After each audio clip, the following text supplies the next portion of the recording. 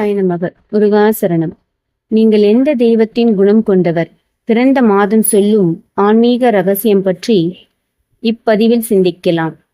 பிறந்த மாதம் சொல்லும் தெய்வ குணங்கள். ஜனவரி மாதம் விநாயகர் அம்சம்.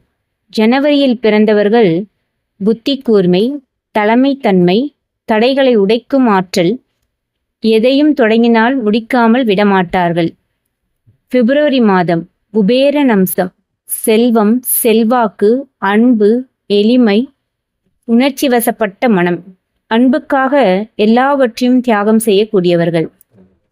மார்ச் மாதம் முருகன் அம்சம். வேகம், புத்திசாலித்தனம், தந்திரம், திட்டமிடல், புகழ் பெறும் வாய்ப்பு. வாழ்க்கையில் உயரம் அடைவது நிச்சயம். ஏப்ரல் நாரதர் குணம். பேச்சுத்திறன் அபாரம், புத்திசாலித்தனம், தலைமை குணம். வார்த்தைகளால் வெற்றி பெறுவார்கள். மே மாதம் பார்வதி அம்சம். கருணை, அன்பு, மகிழ்ச்சி நிறைந்த மனம். வாழ்க்கையை ரசிக்கும் குணம். நீங்கள் இருக்கும் இடமே சந்தோஷமாக மாறும். ஜூன் மகாலட்சுமி அம்சம். செல்வ வளம், கற்றுக்கொள்ளும் ஆர்வம், உணர்ச்சி அதிகம். உங்களை சுற்றி வளம் பெருகும். ஜூலை சூரியன் அம்சம். ஆளுமை, கவர்ச்சி, கடின உழைப்பு, நேர்மை.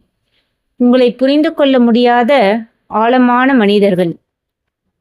ஆகஸ்ட் துர்க்கை அம்சம். பயமின்மை, தைரியம், போராடும் மனப்பாங்கு. எந்த சூழ்நிலையிலும் தலை குனியாதவர்கள். செப்டம்பர் அனுமன் அம்சம். விசுவாசம், மன வலிமை, உடல் வலிமை. நீங்கள் எப்போதும் வெற்றி நோக்கி செல்வீர்கள். அக்டோபர் கிருஷ்ணர் அம்சம். அன்பு, கவர்ச்சி, புத்திசாலித்தனம், நகைச்சுவை. எல்லோரோடும் விருப்பப்படும் மனிதர்கள்.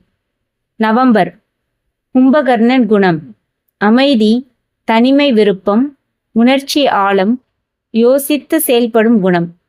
வெளியில் அமைதி, உள்ளே ஆழமான சிந்தனை. டிசம்பர் சிவன் அம்சம்.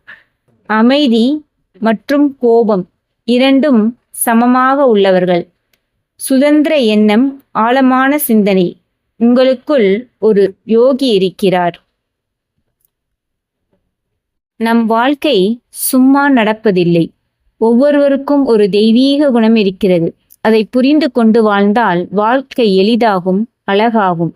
இது போன்றும் மேலும் சில கருத்துக்கள், சிறுகதைகள், தெய்வீக வரலாறுகளை அறிய எங்கள் சேனலை சப்ஸ்கிரைப் செய்து கொள்ளுங்கள். நன்றி.